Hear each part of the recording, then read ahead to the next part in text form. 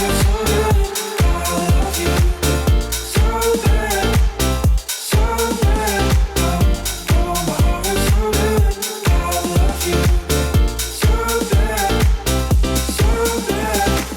bienvenue dans William's Kitchen, je suis William et aujourd'hui je vais vous montrer comment faire un Red Velvet Cheesecake Cake.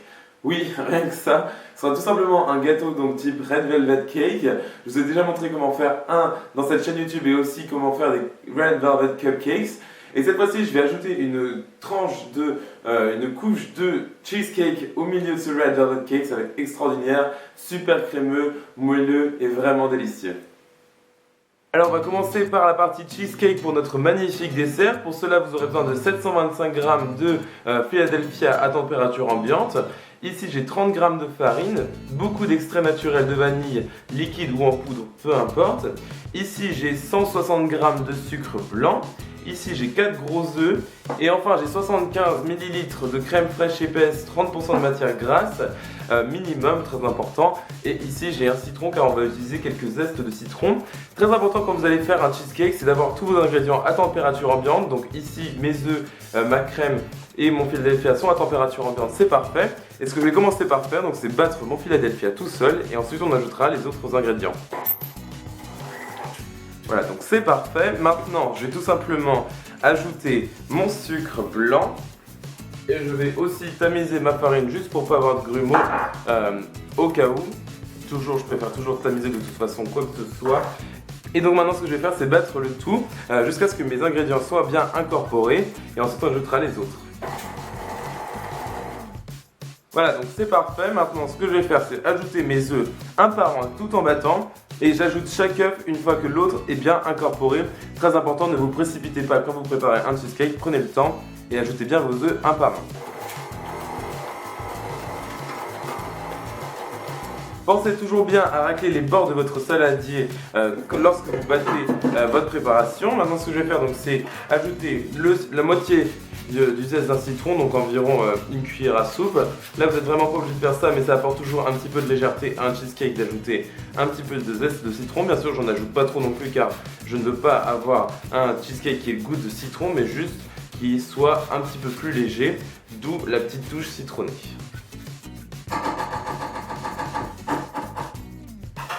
Et enfin j'ajoute aussi ma crème fraîche épaisse, 30% de matière grasse.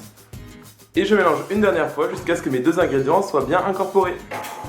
J'ai ici un moule de 22 cm de diamètre à bord haut en inox, c'est parfait. Je l'ai un peu beurré le bas et j'ai recouvert le tout d'une feuille de papier sulfurisé pour qu'on puisse bien démouler notre cheesecake. Maintenant je mets ma préparation à cheesecake dans mon moule. Et voilà, donc c'est parfait. Donc maintenant ce que je vais faire c'est cuire mon cheesecake dans mon four préchauffé à 180 degrés Celsius pendant 15 minutes.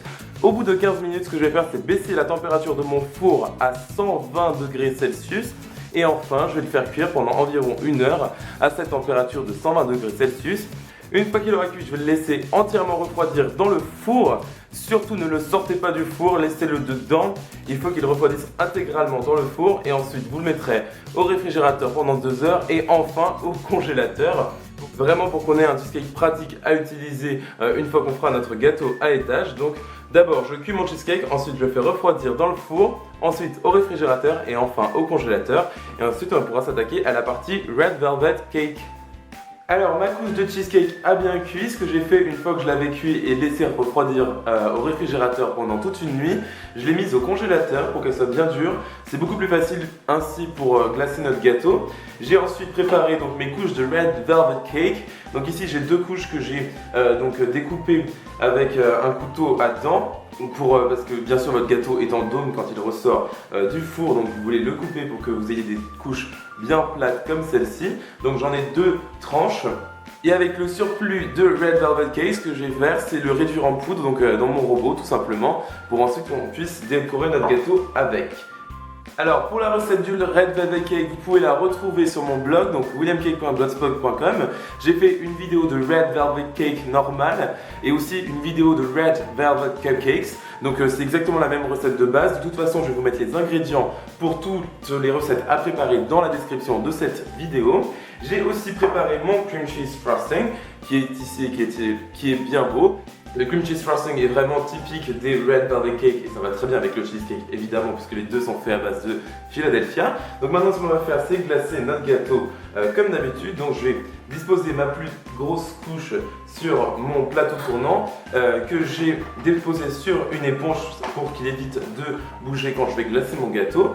J'ai ici une spatule en acier qui est très pratique pour glacer des gâteaux. Sinon vous pouvez utiliser un couteau à lame fine et sans dents bien sûr. Pour faire cette étape, mais c'est vraiment plus pratique d'avoir un plateau tournant et une spatule. C'est vraiment les choses que je trouve nécessaires dans une cuisine quand on veut faire des beaux gâteaux comme celui-ci. Donc ce que je vais faire, c'est maintenant ajouter une fine couche de cream cheese frosting. Ça va nous servir principalement de colle entre nos couches de gâteau et de cheesecake pour pas que notre gâteau non plus soit trop sec, même si avec le cheesecake justement il sera vraiment pas sec normalement. Donc ce que je fais c'est que j'étale ça avec ma spatule. N'hésitez pas à déborder, de toute façon on va recouvrir le tout bien évidemment. Ensuite ce que je vais faire c'est prendre la couche de cheesecake qui est en train de décongeler et c'est vraiment plus pratique pour travailler avec, puisque vous pouvez voir déjà sur les côtés elle est déjà en train de changer de consistance. Donc maintenant ce que je vais faire c'est la déposer bien au centre de mon gâteau.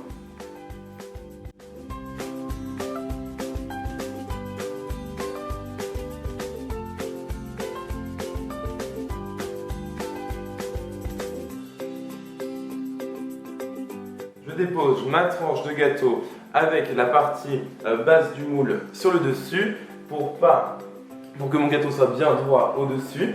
Donc c'est parfait. Maintenant ce que je vais faire c'est comme toutes mes recettes de gâteau, donc c'est recouvrir mon gâteau de cream cheese frosting en entier comme ceci.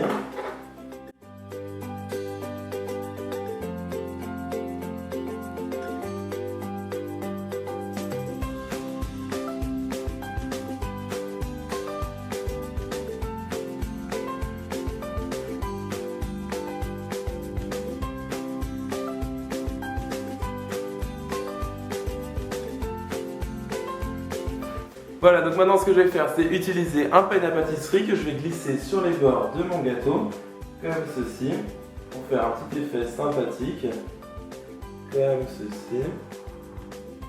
Alors comme vous pouvez voir j'ai bien réduit tous mes morceaux de red velvet cake qui étaient en trop en miettes, c'est parfait. Donc maintenant ce qu'on va pouvoir faire c'est décorer notre red velvet cake ou red velvet cheesecake cake si vous voulez l'appeler comme ça.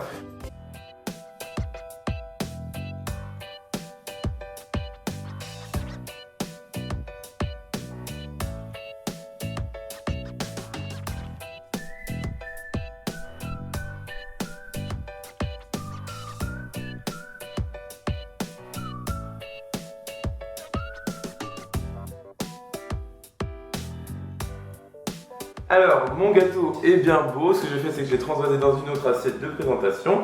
Maintenant, j'ai une poche à douille munie d'une douille F6 en inox de la marque Mafter. Vous pouvez très bien utiliser des douilles de buyer. J'ai du cream cheese frosting à l'intérieur qu'il me restait. Et ce que je vais faire, comme toutes mes recettes de gâteaux à étage pratiquement, c'est tout simplement faire des petites rosettes de cream cheese frosting sur mon gâteau.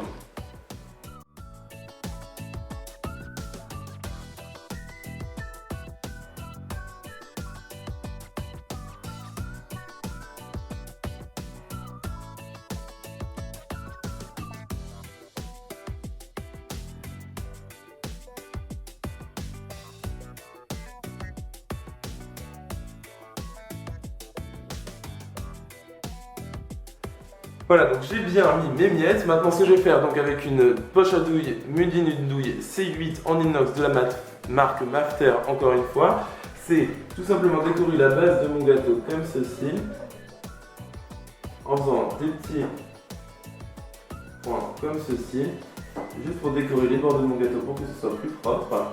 Et ensuite, j'aurai terminé la décoration de mon gâteau.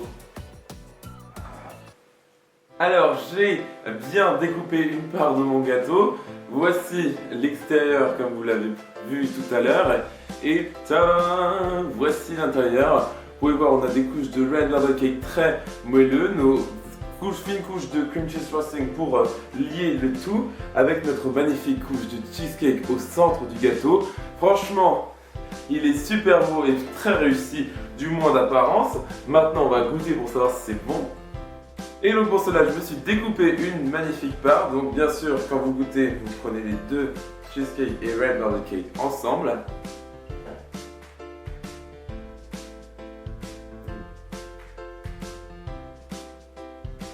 Parfait, franchement, c'est super crémeux avec la couche de cheesecake, c'est extraordinaire.